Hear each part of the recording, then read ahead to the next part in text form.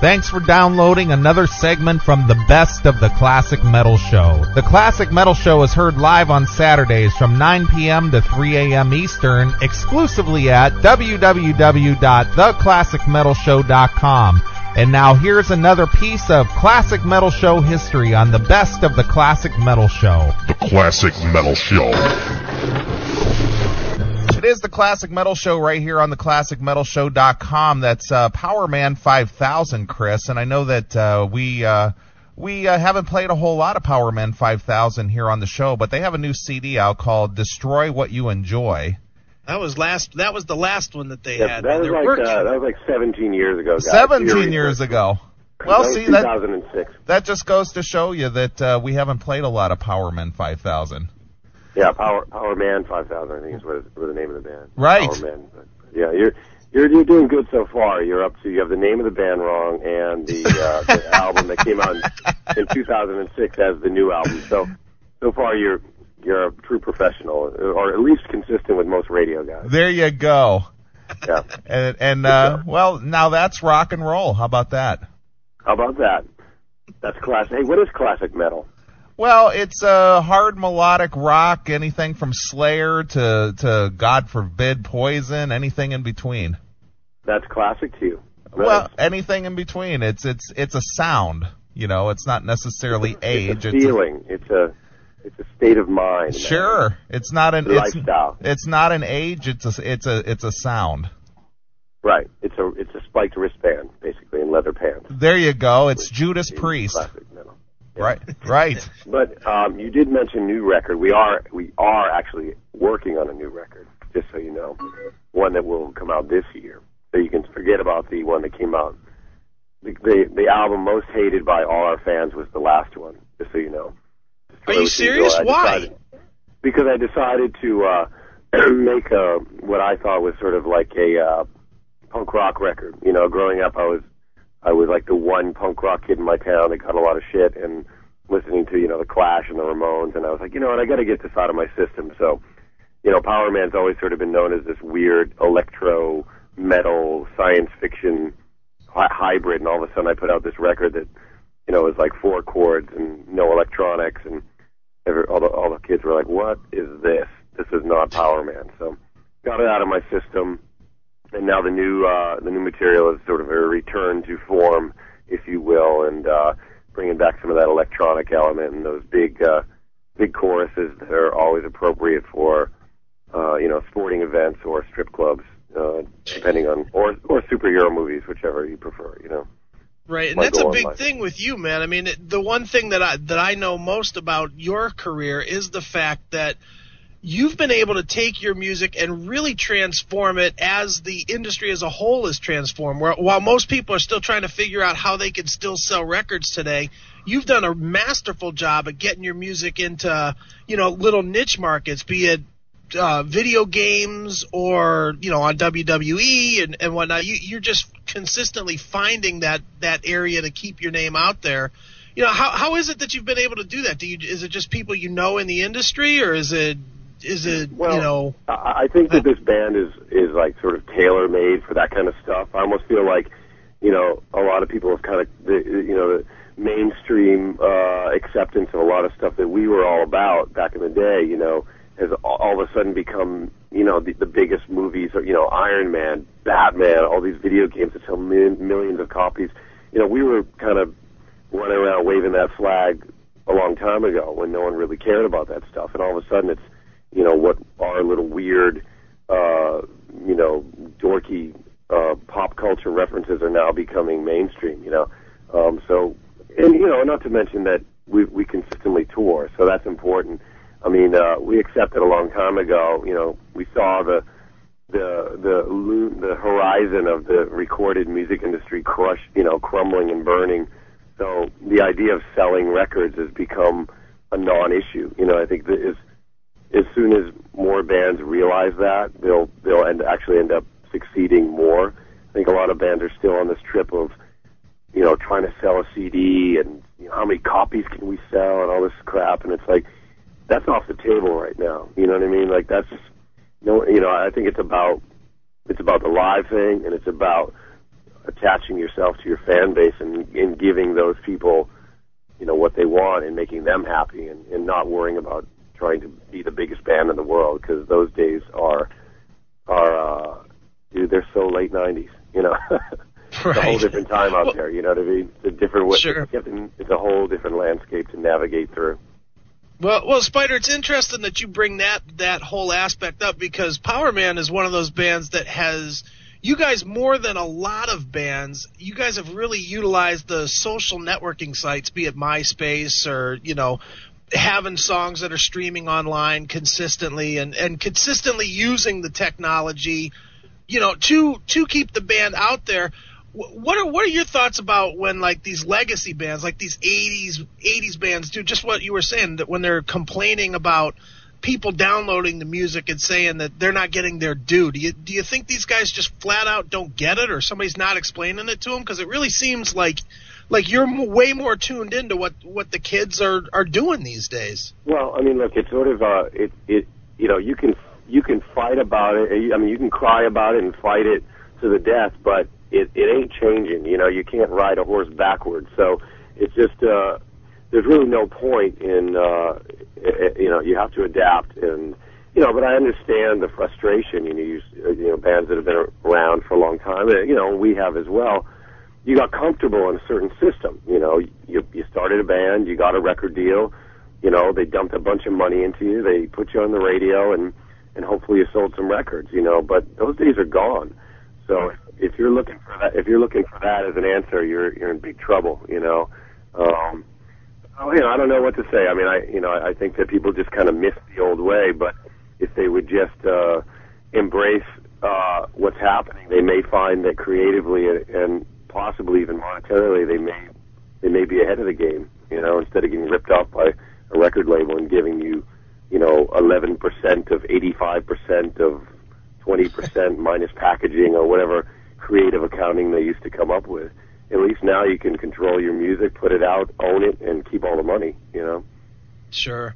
Well, Spyder, Powerman 5000, when you look at you guys' career, you have had, I'm going to call it interesting. I'm sure you call it a lot worse, but you guys have had an interesting history with releasing records. I mean, you obviously had the Doomsday record that just, it was done, it was shipped to press, and then it was not, you know, and then it didn't come out.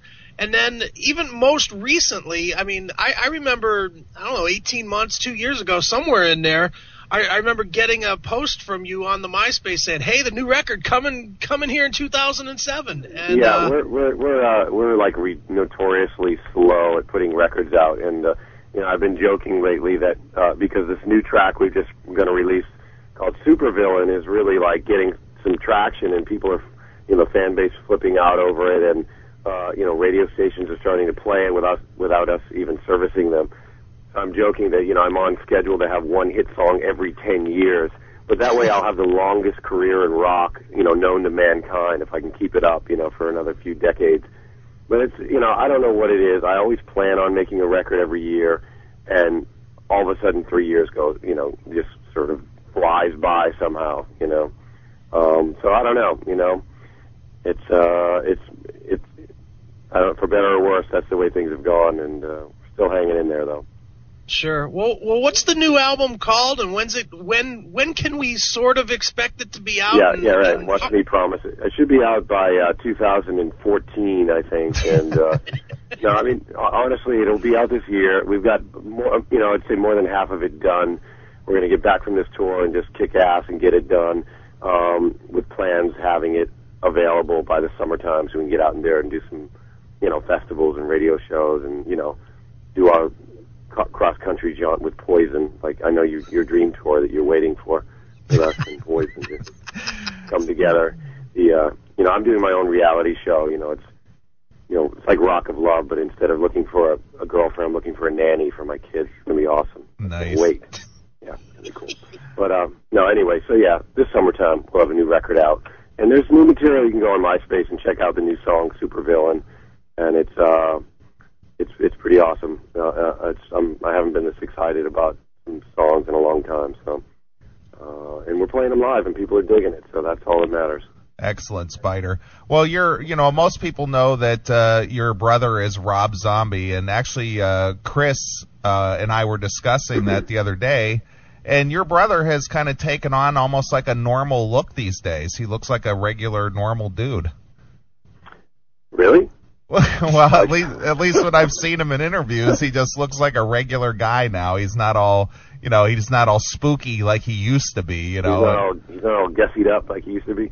Yeah, well, I guess, it's like anything else. I mean, I think he's actually, I don't want to speak for him, but I have a feeling that we may see a little bit of a return of that possibly this year on his new album. But, yeah, well, you're directing movies and things. It's probably not a good idea to have like an X, burned in your forehead or anything like right. that. Like, if you scare the craft service people off the lot, But yeah, he's doing his thing, man. He's got his hands in a million things, and they always seem to succeed on one way or another. It's great to have.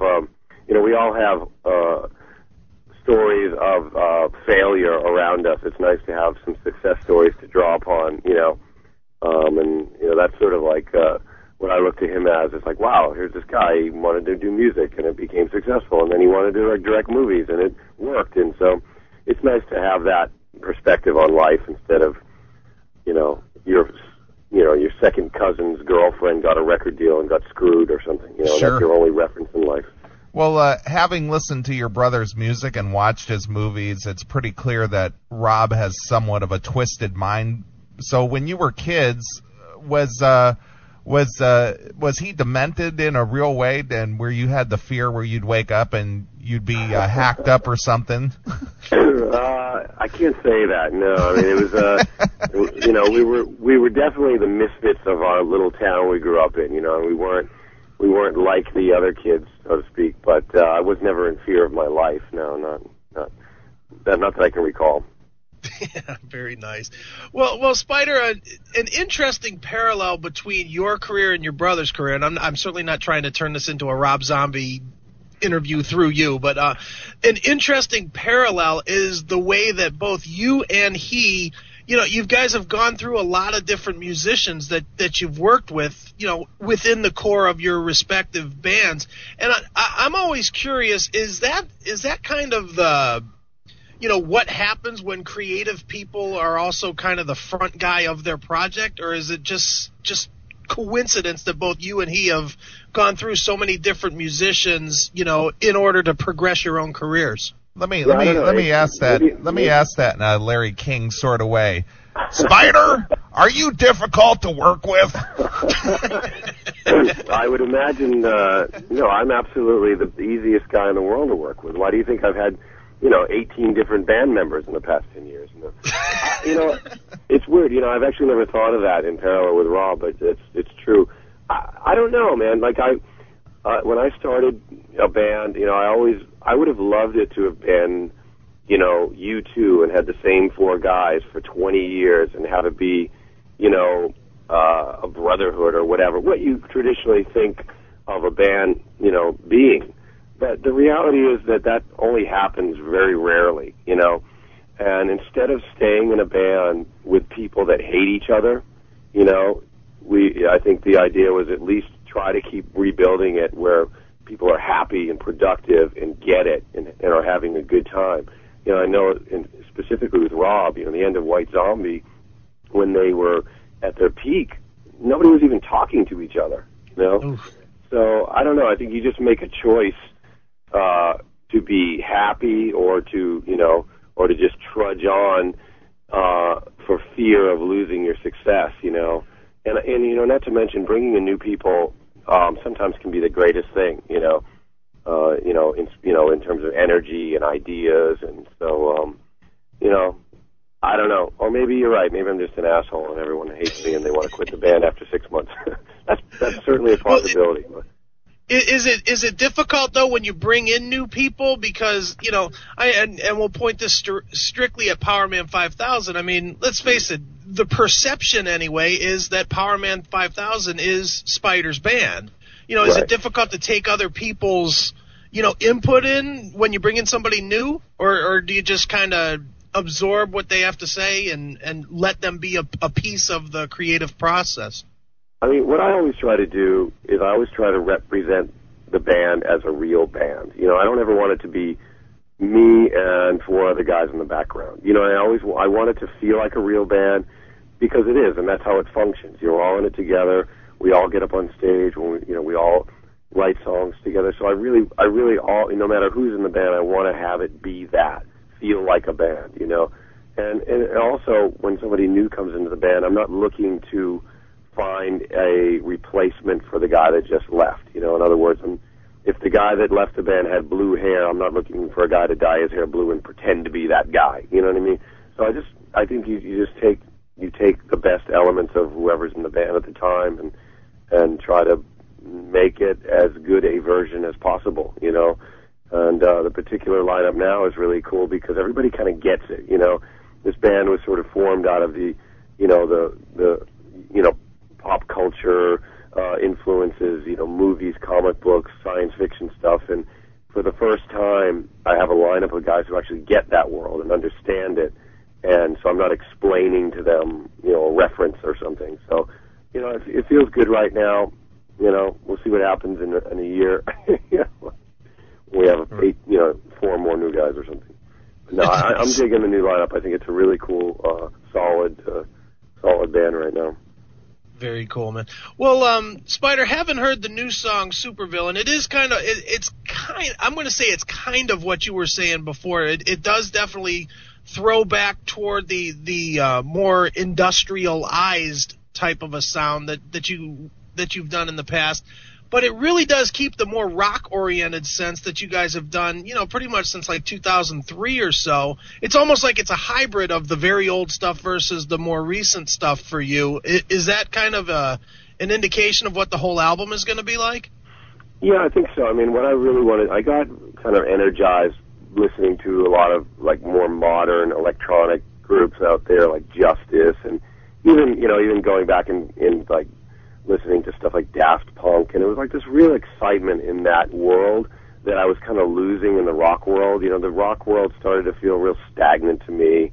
4 guys, a guitar, bass, drums. It just felt, you know, like nothing really exciting was happening. And then these electronic groups started to emerge, and there was an energy and a heaviness to it that was, to me anyway, like dwarfing bands. And so I got excited about that element again and started bringing that into play. And yeah, but also stepping back and realizing what you do. You know, every band goes through it where they try to do something different, and they want, you know, I always see bands all of a sudden like have their Beatles phase. All of a sudden they decide they want to make a Beatles record. You know, it's like, no, listen, you're Linkin Park. Just make a Linkin Park record. You know what I mean? And so I kind of looked at what we did and what we did well, and just tried to maintain all those elements, and, you know, not try to be too cute with anything, you know. Excellent, Spyder. Well, obviously you're out there on the web. That's the way to go these days. Where can people find you?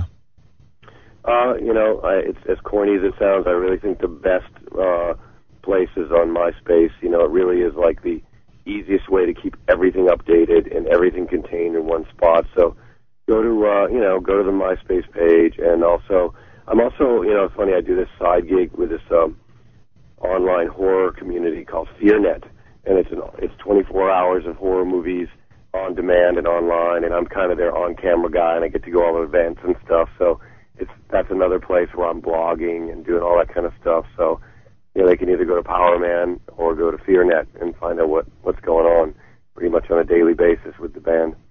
Excellent. Well, is there anything else you want to tell the fans there, Spyder?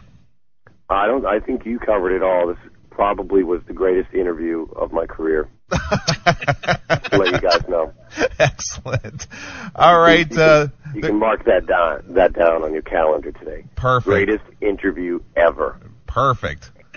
All right, Spyder. Well, we always ask our guests a traditional classic metal show question. Oh, boy. How has Lemmy from Motorhead influenced your career? How has he influenced my career? Is this what you ask everybody? We ask everybody. I have learned by watching Lemmy closely over the years the value of laser dermatology, meaning that, you know, if you have giant moles growing your face, there is something that can be done about that. Sure. But being you and Rob are into the scary movies and the fear factor, that kind of adds to the mystique of Lemmy. That's don't you true. think? You're right. I take that back. No, I remember, you know, but seriously, Motorhead. You know, like I mentioned earlier, that growing up, I was really like a child of punk rock. You know, I was all about going to hardcore shows and seeing bands like Black Flag and the Misfits and stuff like that. And I really, like, growing up, wasn't a big metalhead. You know, I knew, you know, of course, you know, we all had AC/DC records and Led Zeppelin and stuff, but metal to me back then, it almost had this corny element to it. And Motorhead was the first band that I discovered that was metal, but had that grittiness of that punk rock scene that I loved so much. So I think that, you know, ultimately they were the bridge band to you know, me finding metal bands. You know, going from punk rock to metal is, I think for a lot of people, is Motorhead. They kind of sit right in the middle, and unlike any other band. So I think that sort of like was the importance of Motorhead in my life. Excellent. All right, well, there's a new song out there floating around on the web called Supervillain, and I thought maybe we'd end this interview with that. What do you think? I think that's a great idea. All right, well, here it is. This is brand new tunage. You can find this out on the web. It's a freebie, and this one is called Supervillain exclusively here on your Classic Metal Show. Thanks for checking out the best of the Classic Metal Show. You can tune into the Classic Metal Show live every Saturday night from 9 p.m. to 3 a.m. Eastern, exclusively at www.theclassicmetalshow.com. The Classic Metal Show.